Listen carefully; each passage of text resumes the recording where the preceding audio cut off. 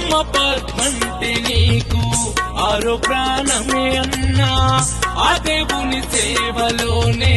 నిత్యం నువ్వు ఉందు అన్నా అయ్యప్ప మాల వేసి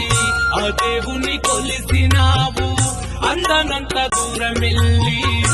స్వామిని చేరినావు ఎంత కొలిచిన దేవుడు మనలను